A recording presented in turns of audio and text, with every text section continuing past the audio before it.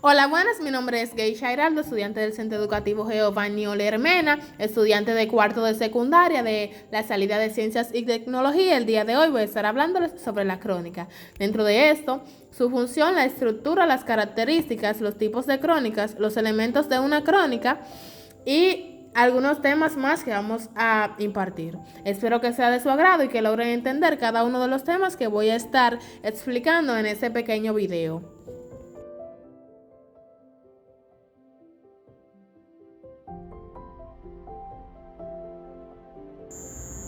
¿Qué es una crónica? La crónica es una narrativa histórica que expone los hechos siguiendo un orden cronológico. De otra forma, se podría decir que una crónica relata y transmite los acontecimientos de modo secuencial, con el objetivo de introducir y transmitir al lector los hechos narrados. La función de la crónica. La función principal de la crónica no es solo la de informar, sino actuar como un medio de comunicación para comentar los temas cotidianos que se reflejan en toda una sociedad. La crónica sirve como fuente de consulta para historiadores, deja constancia de un suceso acontecido, sirve para relatar cómo sucedieron las cosas y da una interpretación valorativa de las mismas. Estructura de la crónica. La estructura formal de la crónica es completamente libre. No obstante, se distinguen 4 partes: el titular, la presentación, el cuerpo y la conclusión. Comencemos con el titular. En él atraemos la atención del lector. Este puede ir acompañado de un subtítulo. El titular debe contener elementos interpretativos, es decir, debe brindar indicios para que el lector comprenda la temática de la que se va a tratar. Asimismo, en él debemos evitar los elementos ambiguos y confusos, ya que un titular frío e imparcial podría confundir al lector. La presentación o introducción. La presentación puede ser un párrafo o más, dependiendo de la intencionalidad y el gusto del autor. La presentación tiene la finalidad de atraer al lector, por eso tiene que resultar atractivo y eficaz, pues de otro modo el lector pasará a otro texto. Hay distintos tipos de introducir. Podemos ver la introducción síntesis, la introducción con anécdota o descriptiva y entre otras. Continuamos con lo que es el desarrollo del contenido.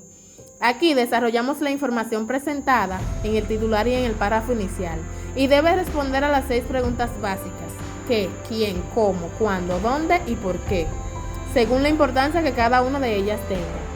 Aquí podemos mezclar la información con la interpretación. El orden depende más de la organización y la coherencia interna de la jerarquía temática de la información. Además, el cuerpo contiene los antecedentes, los datos necesarios para contextualizar la información. Conclusión. Al igual que la introducción, la conclusión tiene una función particular, que es dejar un buen recuerdo, enviar un póster, mensaje que resuma el sentido del escrito y dar a la lectura un sentido de plenitud. Al igual que la introducción, hay distintas formas de concluir. Está la conclusión de síntesis, la conclusión con anécdota o descriptiva, la conclusión cita, la conclusión interrogante y entre otras.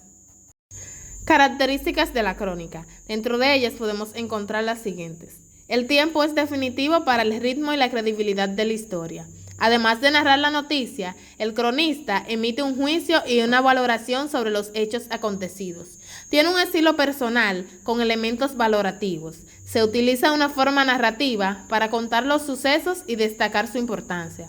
Se utilizan descripciones para ambientar al lector.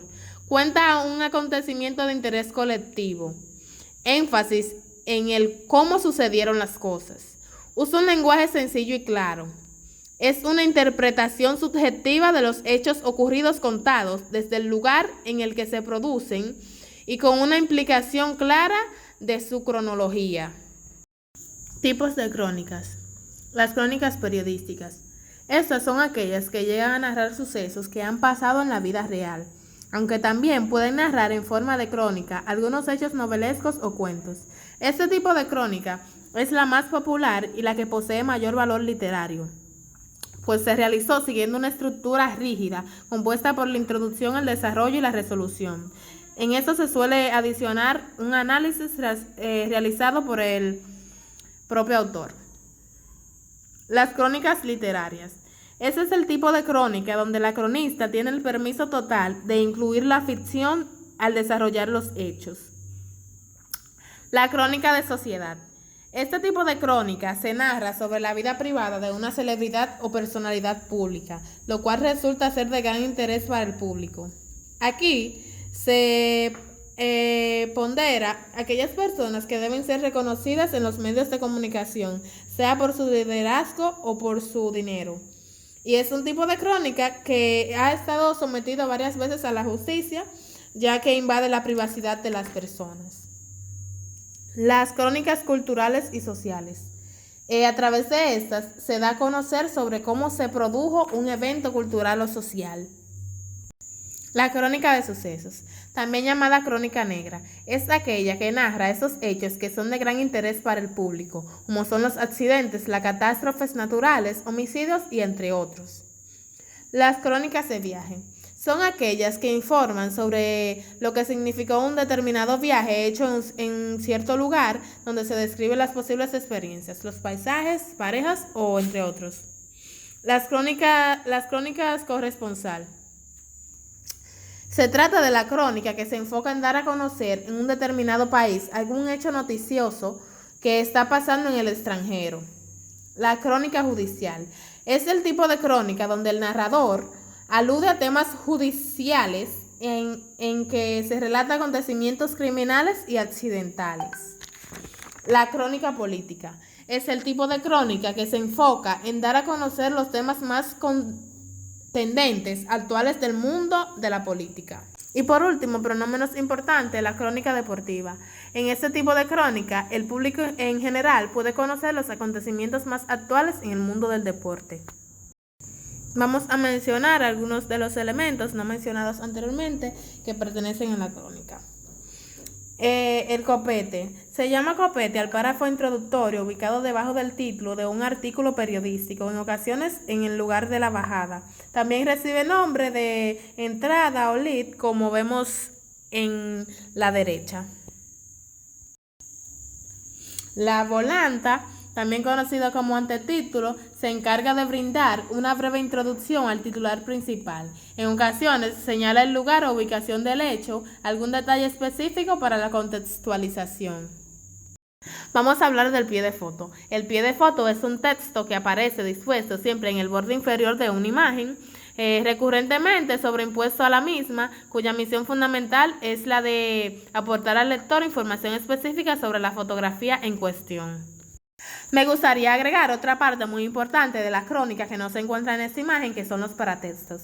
El paratexto hace presente el texto, es decir, asegura su presencia en el mundo, su recepción y su consumo. El paratexto establece el marco en que se presenta el texto como forma de comunicación. El paratexto de su autor.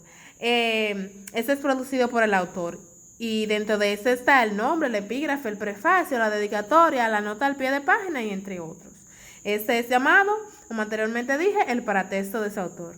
Y el segundo es creado por el editor, que aquí se encuentra en la tapa, el catálogo, el copyright, y entre otros, que ese es llamado el paratexto editorial. Muchas gracias, esto ha sido todo por este video. Espero que hayan entendido cada uno de los puntos que he tratado sobre la crónica y que haya sido de su agrado. Bye.